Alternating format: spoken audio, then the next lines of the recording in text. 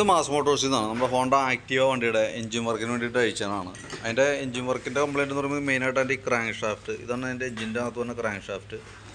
അതിൻ്റെ കംപ്ലയിൻറ്റ്, അതിൻ്റെ കണക്ടർ റോഡിൻ്റെ ബെയറിങ് പോയത്, എഞ്ചിൻ നല്ല രീതിയിൽ സൗണ്ട് വ്യത്യാസം ഉണ്ടായിരുന്നു. അപ്പോൾ അത് ചെയ്യാൻ വേണ്ടിയിട്ട് അയച്ചാനാണ്. അപ്പോൾ ശരിക്കും കണക്ടർ റോഡിന് കംപ്ലയിൻറ്റ് വരുമ്പോൾ സ്വാഭാവികമായിട്ടും സിലിണ്ടർ പിസ്റ്റൺ കംപ്ലയിൻറ്റിലേക്ക് പോകും. ഇവിടെ നോക്കുമ്പോൾ അറിയാം, പിസ്റ്റൻ്റെ ഈ ഭാഗത്തൊക്കെ അത്യാവശ്യം നല്ല രീതിയിൽ തന്നെ സ്ക്രാച്ചസ് വന്നിട്ടുണ്ട്. വരപ്പെട്ടാണ് ഈ കാണുന്നത്. അപ്പോൾ അത് നമ്മൾ നോക്കുമ്പോൾ അതിൻ്റെ സിലിണ്ടറിൻ്റെ ഉള്ളിൽ നോക്കുമ്പോഴും സിലിണ്ടറിൻ്റെ ഉള്ളിലും ആ രീതിയിലുള്ള സെയിം സ്ക്രാച്ച് വന്നിട്ടുണ്ട്. അപ്പോൾ നമുക്ക് പിന്നീട് അങ്ങടേക്ക്, അതായത് കുറച്ചും കൂടി ഓടുമ്പോഴത്തേക്കും വരുന്ന എങ്ങനെയാണെന്ന് വെച്ചാൽ അതിൻ്റെ ഉള്ളിൽ കൂടെ ഓയിൽ കയറി ഫേസിലേക്ക് വരും, ഓയിൽ കത്താനായിട്ട് തുടങ്ങും. അതാണ് സംഭവിക്കുക. അപ്പോൾ നമുക്ക് നിലവിൽ ഈ ക്രാങ്ക് ഷാഫ്റ്റ്, ഈ പറയുന്ന ക്രാങ്ക് ഷാഫ്റ്റും അസംബ്ലി പടി മാറണം, പിസ്റ്റൺ സിലിണ്ടർ അടങ്ങുന്ന കിറ്റായിട്ട് വന്നിട്ടുണ്ട്. അപ്പോൾ സിലിണ്ടർ കിറ്റ് മാറ്റിയിടാം.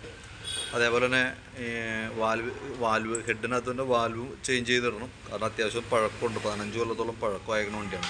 അപ്പോൾ വാൽവും മാറ്റിയിട്ട് അതിൻ്റെ വാൽവ് സീറ്റിങ് ചെയ്തിട്ട് വേണം നമുക്ക് റീസെറ്റ് ചെയ്യാനായിട്ട്. അപ്പോൾ നിലവിൽ നമുക്ക് അതിൻ്റെ ഏകദേശം എത്ര കോസ്റ്റ് വരുമെന്ന് ഒരു ഏകദേശം ഒരു എസ്റ്റിമേറ്റ് ആക്കിയിട്ട് അതിൻ്റെ ഡീറ്റെയിൽസ് നിങ്ങൾ വാട്സപ്പിലേക്ക് സെൻഡ് ചെയ്ത് തരാം. അപ്പോൾ നോക്കുക. എൻജിൻ നമ്മൾ ഓൾറെഡി വാറണ്ടിയിലാണ് ചെയ്യുക.